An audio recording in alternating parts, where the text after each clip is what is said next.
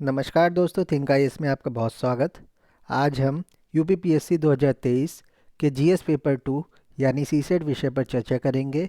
इसमें हम interpersonal skill और कम्युनिकेशन यानी अंतर्वैयक्तिक योग्यता और संप्रेषण इस सब्जेक्ट की चर्चा करेंगे। चलिए चर्चा की शुरुआत करते हैं विविध क्वेश्चन से। प्रश्न कोश क्या है? सहज ज्ञान निर्णय क्या है? ये अनुभव, भावनाओं और संचित फैसलों पर आधारित निर्णय है। अंतर्ज्ञान या सहज ज्ञान इंट्यूशन कहलाता है। में तर्क या तर्क संगत प्रक्रिया के उपयोग की बजाय वास्तविक प्रमाण के बिना भावनाओं, अनुभव या वृत्ति के द्वारा एक निर्णय पर स्थिरीकरण किया जाता है, अर्थात इसमें अनुभव, भावनाओं एवं संचित फैसलों पर आधारित निर्णय लिया जाता है। अगला प्रश्न है, इस कथन पर विचार कीजिए। विभिन्न विभागों के महत्वपूर्ण विवादों को निपटाने में न्यायालयों को बहुत समय लगता है। निम्नलिखित में से कौन सी क्रियाविधि सर्वाधिक उचित है?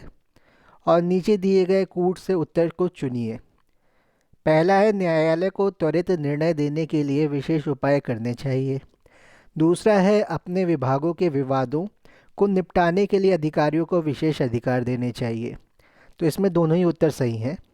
विभिन्न विभागों के महत्वपूर्ण विवादों को निपटाने में न्यायालयों द्वारा तीव्रता लाने हेतु विशेष प्रयास या उपाय करने के साथ साथ संबंधित विभागों के अधिकारियों को भी विवाद निपटारे हेतु विशेष अधिकार दिए जाने आवश्यक होते हैं। इस प्रकार न्यायालयों पर से अतिरिक्त बोझ कम होता है और यह उनकी कार्य गति को भी बढ़ा देता है, जो पुनः इन्हीं मामलों हेतु लाभदायक सिद्ध होता है। अगला प्रश्न है, जो अल्पकालिक समायोजनों एवं दीर्घकालिक संरचनात्मक परिवर्तनों में समता बनाए रखे उसे क्या कहेंगे? उसे कहेंगे संसाधन आवंटक। कार्यस्थल पर समता, इक्विलिब्रियम एट वर्क प्लेस का अर्थ है कर्मचारियों के समय एवं ऊर्जा का सक्षम एवं प्रभावी उपयोग करना। चूँकि यह भी एक संसाधन है, अतः संसाधन आवंटक इस कार्य को करता है। इस प्रकार प्रबंधन तंत्र में संसाधन आवंटक, रिसोर्स एलोकेटर, संसाधनों के समुचित आवंटन के द्वारा अल्पकालिक समायोजनों एवं संरचनात्मक परिवर्तनों में समता बनाए रखने का कार्य करता है। विकिरणक, जिसको हम डिसएमिनेटर कहते हैं, कर्मचारियों के व्यवहार एवं अभिवृत्तियों को प्रभावित करने के लिए सूचनाएं प्रवाहित करता है। व्यवधान सुधारक, डिस्टर्बेंस हैंडलर पर किसी अवांछित घटना या संकट से निपटने का उत्तरदायित्व होता है। वार्ताकार, नेगोशिएटर, नेगोशिएटर को हम क्या कहते हैं? वार्ताकार। वार्ताकार प्रबंधकों एवं कर्मचारियों, यूनियनों, ग्राहकों या हितधारकों के साथ वार्ता के माध्यम से समाधान निकालता है। इस प्रकार अभीष्ट उत्तर विकल्प बी है, जबकि उत्तर प्रदेश लोक सेवा आयोग ने अपने उत्तर पत्र में इस प्रश्न का उत्तर विकल्प सी माना था। विकल्प सी क्या है? व्यवधान सुधारक। तो आपको जो उचित लगे वो आप मार्क करिएगा। संसाधन आवंटक और व्यवधान सुधारक में जो भी आपको सही लगता है वो आप टिक करिएगा। निम्नलिखित कथनों पर विचार कीजिए। कथन ए, बीजों को बोने के पहले फफूंद रोधी में भिगो देना चाहिए। कारण आर, बिना फफूंद रोधी में भिगोए बीजों में अंकुरण नहीं होता। तो प्रश्नगत कथन ए सही है कि बीजों को बोने के पहले फफूंद रोधी में भिगो देना चाहिए, क्योंकि इससे अंकुरित पौधे स्वस्थ और फफूंद मुक्त होंगे। परंतु कारण आर सही नहीं है, क्योंकि फफूंद रोधी में भिगोए बिना भी बीजों में अंकुरण होता है। अतः इसका अभीष्ट उत्तर विकल्प डी होगा। ए सही है किंतु आर गलत है। सभी चमकने वाली वस्तुएं सोना नहीं होती। इसका अर्थ है कि किसी व्यक्ति को उसके रूप रंग के आधार पर आंकना नहीं चाहिए। सभी चमकने वाली वस्तुएं सोना नहीं होती का अर्थ है कि किसी व्यक्ति को उसके रंग रूप के आधार पर नहीं आंकना चाहिए। निर्देश है प्रश्न नंबर 6 से लेकर के 9 तक। निम्नलिखित प्रत्येक प्रश्न के लिए एक संदर्भ दिया गया है। दिए गए विकल्पों में से वह शब्द अथवा वाक्यांश चुनना है आपको जो तत्संबंधी संदर्भ में शब्द के अर्थ में सर्वाधिक निकट है। छठा प्रश्न है, सहायक। मंत्री की ओर से उनके सहायक ने प्रश्नों का उत्तर दिया, तो इसका उत्तर होगा बी यानी सहयोगी। सहायक शब्द के लिए दिए गए संदर्भ में सर्वाधिक निकट शब्द सहयोगी है। याचना, कातिल ने पीड़ित परिवार से दया याचना की। तो इसका मतलब होगा मांगना। यहाँ पर दया याचना की या दया याचना मांगी। याचना शब्द के लिए दिए गए संदर्भ के सर्वाधिक निकट शब्द मांगना है। हतोत्साह, प्रबंधक प्रोग्रामर के प्रदर्शन से हतोत्साहित हो गया। तो अप्रसन्न क्योंकि अपेक्षा के अनुरूप काम नहीं हुआ है। तो हतोत्साह शब्द के संदर्भ में सर्वाधिक निकट है। अप्रसन्न क्योंकि अपेक्षा के अनुरूप काम नहीं हुआ है। भंग, टेनिस खिलाड़ी ने पिछले विश्व रिकॉर्ड में या पिछले विश्व रिकॉर्ड को भंग कर दिया। तो यानी तोड़ना, यहाँ पर कि पिछला विश्व रिकॉर्ड उसने तोड़ दिया, यहाँ पे होगा। दिए गए संदर्भ में भंग शब्द के लिए सर्वाधिक निकटतम शब्द कौन सा है? तोड़ना, भंग करना। भंग करना हम किससे रिलेट करेंगे? तोड़ना से। विद्यालयों में विदेशी भाषाओं को बढ़ावा देने के पीछे मुख्य इरादा है भारतीय भाषाओं की अपेक्षा विदेशी भाषाओं को अधिक महत्व देना। विद्यालयों में विदेशी भाषाओं को बढ़ावा देने के पीछे मुख्य इरादा है कि भारतीय भाषाओं और विदेशी भाषाओं का समान महत्व है। तो इसमें क्या कह रहे हैं कि इसमें तो नीचे उत्तर ए दिया गया है, लेकिन यहाँ पर उत्तर बी होना चाहिए। भारतीय और विदेशी भाषाओं को समान महत्व देना चाहिए। हमारे देश में संसद के दोनों सदनों के सदस्यों द्वारा एक व्यक्ति को उपराष्ट्रपति चुना जाता है। इसका तात्पर्य है कि चुनाव के पहले व्यक्ति हमारे देश का नागरिक है। उपराष्ट्रपति चुने जाने के लिए प्राथमिक शर्त यही है कि उम्मीदवार देश का नागरिक हो। इसके बाद उसमें राज्यसभा सदस्य होने की योग्यता होनी चाहिए। विंसेंट एक अखबार वाला लड़का है जो हर सुबह 20 समाचार पत्रों को बांटता है। यह काम वह 30 मिनट यानी आधे घंटे में पूरा करता है। वह जब बीमार होता है तो अपने दोस्त कुमार को सभी 20 घरों में समाचार पत्रों को बांटने को कहता है। विंसेंट कुमार पर विश्वास करता है। चूँकि विंसेंट के बीमार होने पर उसका दोस्त कुमार समाचार पत्रों को बांटता है, अतः स्पष्ट है कि विंसेंट कुमार पर विश्वास करता है। वह जो मानता है कि सभी चीज़ें और जीवन की घटनाएं पूर्व निर्धारित होती हैं कहलाता है भाग्यवादी। वह जो मानता है कि सभी चीज़ें जीवन की घटनाएं पूर्व निर्धारित होती हैं, वह एक भाग्यवादी फैटलिस्ट होता है। भाग्यवादी कर्म पर नहीं बल्कि भाग्य पर विश्वास करता है। उसे लगता है कि जीवन में घटित होने वाली सभी घटनाएं पूर्व निर्धारित और निश्चित होती हैं। निम्नलिखित कथनों का परीक्षण करना है आपको। पहला कथन है, मैं तभी दूरदर्शन देखता हूँ जब ऊबा हुआ होता हूँ। दूसरा है, मैं यदि अपने भाई के साथ होता हूँ तो कभी नहीं ऊबता। तीसरा है, मैं जब कभी थिएटर जाता हूँ तो अपने भाई को साथ ले जाता हूँ। ऊपर के कथनों के संदर्भ में निम्नलिखित में से कौन सा निष्कर्ष वैध है? यदि मैं ऊबा हुआ नहीं होता तो दूरदर्शन नहीं देखता। प्रश्नगत कथन एक के अनुसार मैं तभी दूरदर्शन देखता हूँ जब ऊबा हुआ होता हूँ। इससे निष्कर्ष डी स्पष्ट रूप से वैध है कि यदि मैं ऊबा हुआ नहीं होता तो दूरदर्शन नहीं देखता। अन्य निष्कर्ष प्रश्नगत कथनों के संदर्भ में वैध नहीं है। निम्नलिखित कथन पर विचार कीजिए। अगला प्रश्न है आपका, यदि तृतीय विश्व युद्ध कभी शुरू होता है तो वह संभवतः सभ्यता के अंत के साथ बहुत जल्दी समाप्त हो जाएगा। उसे नाभिकीय शक्ति का दुरुपयोग ही प्रेरित करेगा। उपर्युक्त कथन के आधार पर निम्नलिखित में से कौन सा एक निष्कर्ष सही है? तृतीय विश्व युद्ध में नाभिकीय शक्ति का प्रयोग किया जाएगा।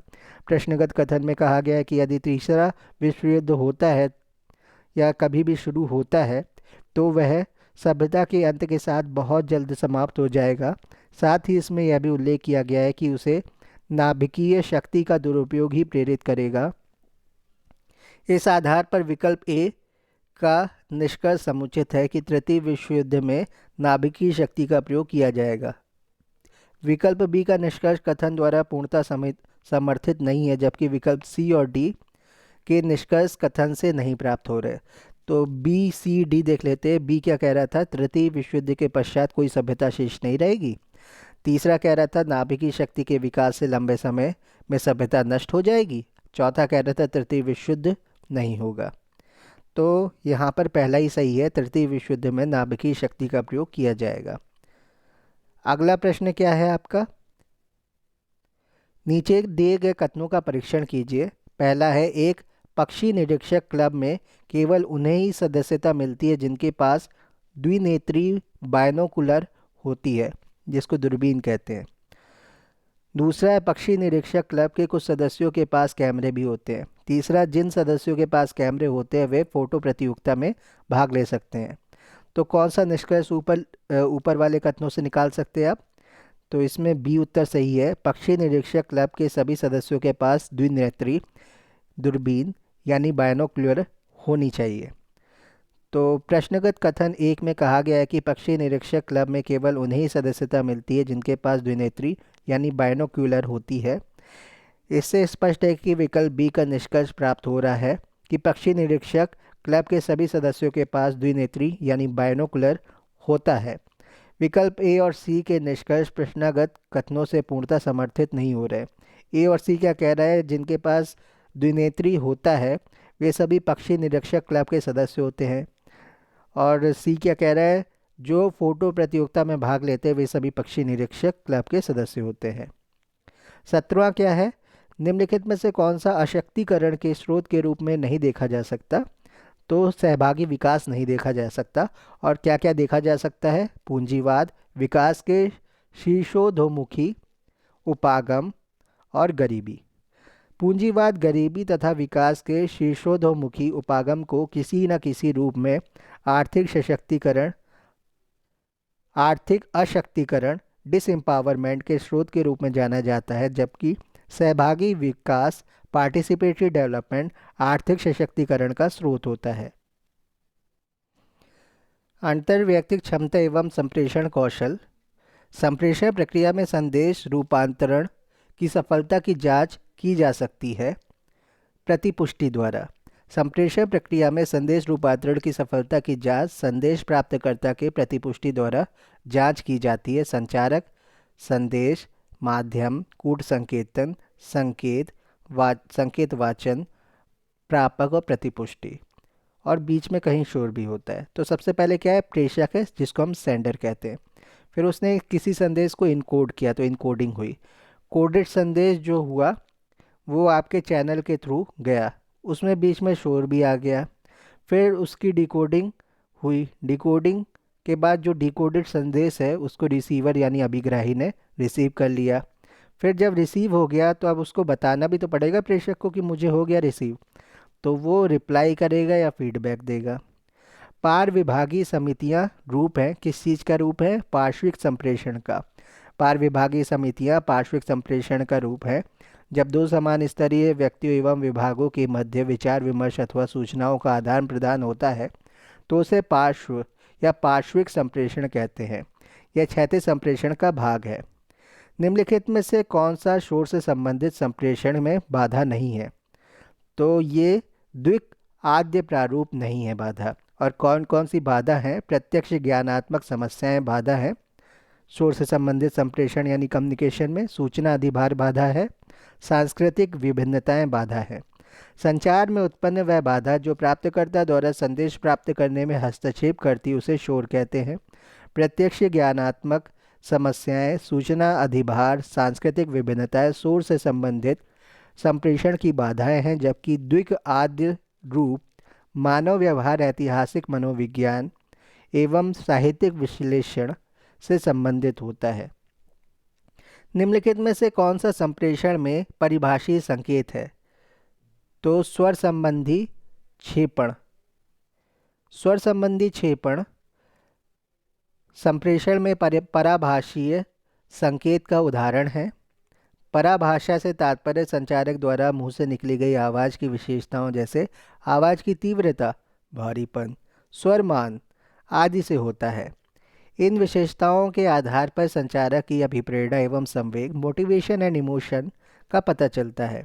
किस प्रकार के संप्रेषण नेटवर्क में समूह के नेता के उद्भव की संभावना होती है लेकिन समूह के सदस्यों की तुष्टि निरंतर होती है? तो इसमें चक्र प्रकार के संप्रेषण नेटवर्क के समूह, चक्र प्रकार के संप्रेषण नेटवर्क में समूह के नेता का उद्भव की संभावना होती है लेकिन इसमें समूह के सदस्यों की पुष्टि निरंतर होती है। इसमें एक व्यक्ति केंद्र या मध्य में रहता है, अतः इसे केंद्रीकृत संप्रेषण का एक प्रकार कहा जाता है। यह चक्र ओ अथवा वाई के रूप में होता है। निम्नलिखित में से कौन सा ऊर्ध्वमुखी संप्रेषण में संगठनात्मक मौन का एक उदाहरण है? तो निष्पंदन है। निष्पंदन फिल्टरिंग ऊर्ध्वमुखी संप्रेषण मौन का एक उदाहरण है। किसी भी संगठन में ऊर्ध्वमुखी संप्रेषण उस समय होता है जब अधीनस्थ अपने से वरिष्ठों से संप्रेषण करता है, मतलब अपने बड़ों से या अपने अधिकारी से। जब सूचनाएं निम्न स्तर से उच्च स्तर की ओर भेजी जाती है तब ऊर्ध्वमुखी संप्रेषण होता है। संगठनात्मक संप्रेषण में निम्नलिखित में से कौन सा अंतर्वैयक्तिक अवरोध नहीं है? तो इसमें प्रजाति केंद्रितता नहीं है। और संगठनात्मक संप्रेषण में निम्नलिखित में से कौन सा अंतर्वैयक्तिक अवरोध है? अर्थात्मकता है, अनुग्रहण है, छवि प्रबंधन है। अर्थात्मकता, अनुग्रहण और छवि प्रबंधन संगठनात्मक संप्रेषण में अंतर्वैयक्तिक अवरोध उत्पन्न करते हैं, जबकि प्रजाति केंद्रितता अवरोध उत्पन्न नहीं करता है। संप्रेषण निष्कपटता का उच्चतम अंश पाया जाता है। तो कहाँ पाया जाता है? मेटा संप्रेषण में। संप्रेषण निष्कपटता का उच्चतम अंश मेटा संप्रेषण, मेटा कम्युनिकेशन में पाया जाता है। मेटा संप्रेषण एक द्वितीयक संप्रेषण है, सेकेंडरी कम्युनिकेशन है, जो किसी जानकारी के अर्थ को बताता है। निम्नलिखित में से कौन सा व्यवहार सहकर्मियों के शाब्दिक अपशब्द को तितर बितर करने में सर्वाधिक उपयुक्त है? तो सहकर्मियों के शाब्दिक अपशब्द को तितर बितर करने में कौन सा व्यवहार सर्वाधिक उपयुक्त है? हानिकारक भाषा को स्वीकार करने से इनकार करना। तो हानिकारक भाषा को स्वीकार करने से इनकार करना सहकर्मियों के शाब्दिक अपशब्द को तितर बितर करने में सर्वाधिक उपयुक्त है। और कौन कौन से अनुपयुक्त है? रक्षात्मक हो जाना, हानिकारक भाषा को स्वीकार करने से इनकार करना तो उपयुक्त है, तो रक्षात्मक हो जाना, वाद विवाद में पड़ना, आक्रामक देह भाषा बनाए रखना, ये जब हम सहकर्मियों के शाब्दिक अपशब्द को तितर बितर करने में ये काम नहीं आती। ये सारी चीज़ें आपको क्या होना चाहिए? डिफेंसिव होना चाहिए और कहना चाहिए कि मैं आपकी बात से संतुष्ट नहीं हूँ और आपकी भाषा को अस्वीकार करता हूँ। समीप, जिसको हम प्रॉक्सेमिक्स कहते हैं, संबंधित है अशाब्दिक संप्रेषण से, जैसे कि डैनजिंगर, हार्पर एवं उनके सहयोग तथा मेहराबियन द्वारा किए गए अध्ययनों से स्पष्ट है। यहाँ पे सहयोग की जगह सहयोगी होगा। डैनजिंगर, हार्पर एवं उनके सहयोगी तथा मेहराबियन द्वारा किए गए अध्ययनों से स्पष्ट है कि प्रमुख रूप से अशाब्दिक संचार के तत्व या पहलुओं को 4 रूपों में बांट सकते हैं। प्रॉक्सेमिक्स, जिसको हम फिजिकल डिस्टेंस कहते हैं, दूसरा है काइनेसिक्स, तीसरा है मुखाभिव्यक्ति, जिसको हम फेशियल एक्सप्रेशन कहते हैं, चौथा है पराभाषा, पैरालैंग्वेज।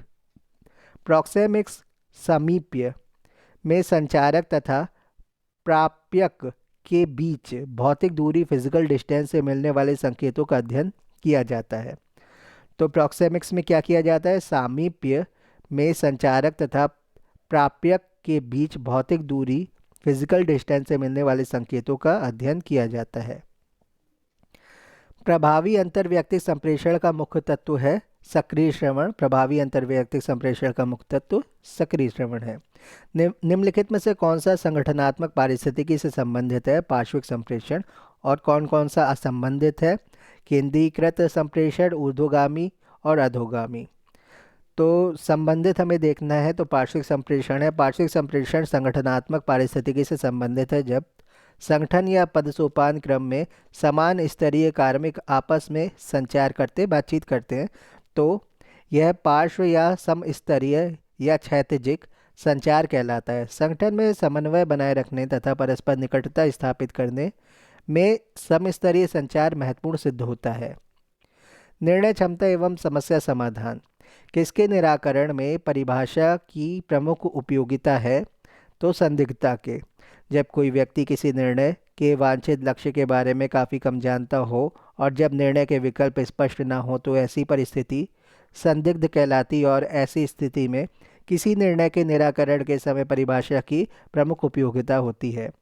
सूची 1 और सूची 2 को सुमेलित करना है। तो सभी मनुष्य मरणशील है, कोई मनुष्य पूर्ण नहीं है, कुछ विद्यार्थी बुद्धिमान है, कुछ किसान धनी नहीं है। सूची 2 क्या है? सर्वव्यापी निषेधात्मक, अंशव्यापी निषेधात्मक, सर्वव्यापी सकारात्मक, अंशव्यापी सकारात्मक। उत्तर देख लेते हैं। सभी मनुष्य मरणशील हैं, सर्वव्यापी सकारात्मक है। कोई मनुष्य पूर्ण नहीं है, सर्वव्यापी निषेधात्मक है। कुछ विद्यार्थी बुद्धिमान है, अंशव्यापी सकारात्मक है। कुछ किसान धनी नहीं है, अंशव्यापी निषेधात्मक है।